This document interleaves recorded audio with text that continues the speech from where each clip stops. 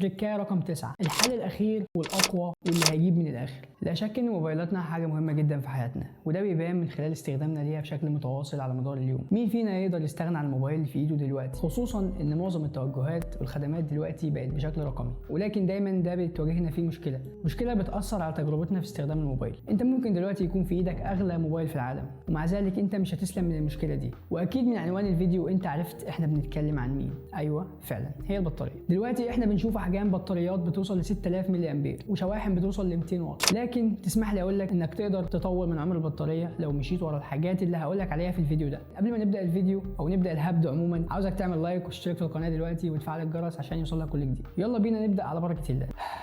انت هتشوف هبد في الفيديو ده. اول حاجه تشغل وضع الاضاءه التلقائي.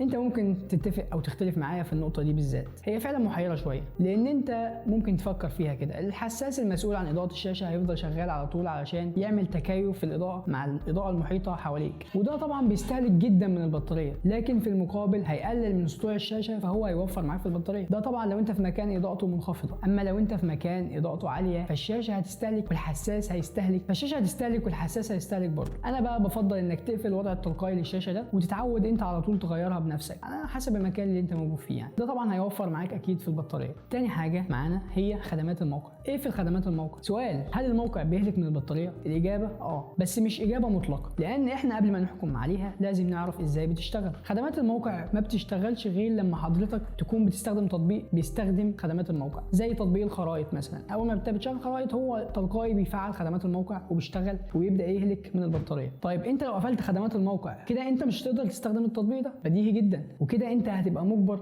انك تشغل الخدمات دي.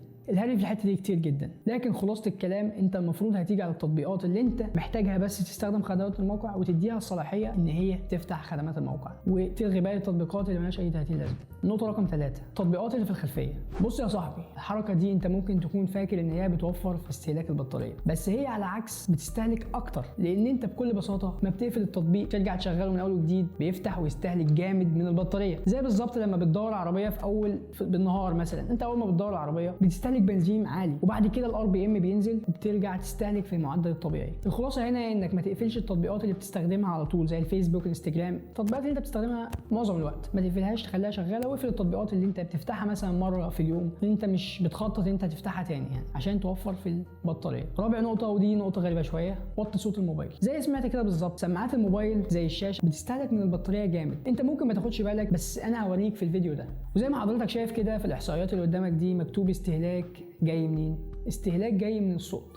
فانت ظبط الصوت على مستوى مناسب ليك على حسب المكان اللي انت فيه عشان تقلل من استهلاك البطاريه، لان الصوت بيستهلك زيه زي الصوره، يمكن اكتر كمان. لو انت موبايلك زي موبايلي فيه سماعتين برا قدام وصوت ستيريو، فاكيد البطاريه بتتهلك منك بسبب الصوت. خامس حاجه معانا ان انت هتقفل الانيميشن والحركه، ودي بتدي للموبايل طعم وتكسر الملل شويه، لكن انت بتستهلك من البطاريه بنسبه مش قليله. انا عن نفسي بحب الحاجات دي والانيميشن والجو ده عشان بحس ان الموبايل فيه ده حاجه حيه، حاجه بتتفاعل وبتتجاوب معايا، ما عنديش استعداد ان اضحي بيها حتى لو تستهلك شويه من البطاريه. سادس تريكايه معانا هو الدارك مود. الخطوه دي مش هتنفع مع كل الناس الا اللي معاهم موبايلات بشاشات اموليد، ولان الدارك مود بيغير كل حاجه للون الاسود، ومعروف ان اللون الاسود في الشاشه الاموليد بالذات بيوفر في البطاريه، لان بكل بساطه المنطقه اللي ظاهر فيها اللون الاسود بتكون البكسلات مطفيه، وعلشان كده اللون الاسود بيبقى حقيقي جدا. فشغل الدارك مود ووفر في البطاريه. سابع تريكايه معانا وهي درجه الحراره. بالظبط كده، درجه الحراره بتفرق شويتين ثلاثه، وده بيأثر على البطاريه عموما. السخونه بتأثر على البطاريه، علشان كده بنقول ما تستخدمش الموبايل هو على الشاحن، لان ده بيزود السخونه في الموبايل وبالتالي بيهلك من البطاريه.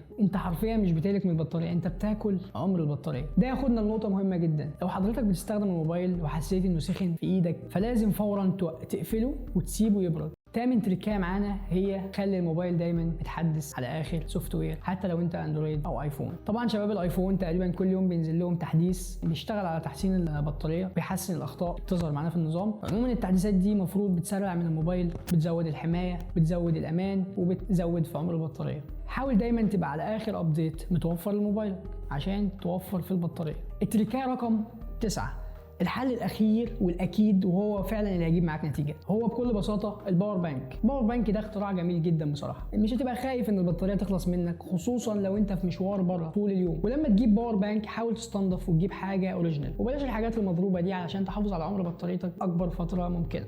كده يكون الفيديو خلص. لو حضرتك استفدت من الفيديو ممكن تديني لايك تحت، تديني لايك، تشترك في القناه، تفعل الجرس عشان يوصلك كل جديد، وما تنسوش دايما في فيديوهات جديده واستنونا ان شاء الله الفيديو الجاي. والسلام عليكم ورحمه الله وبركاته.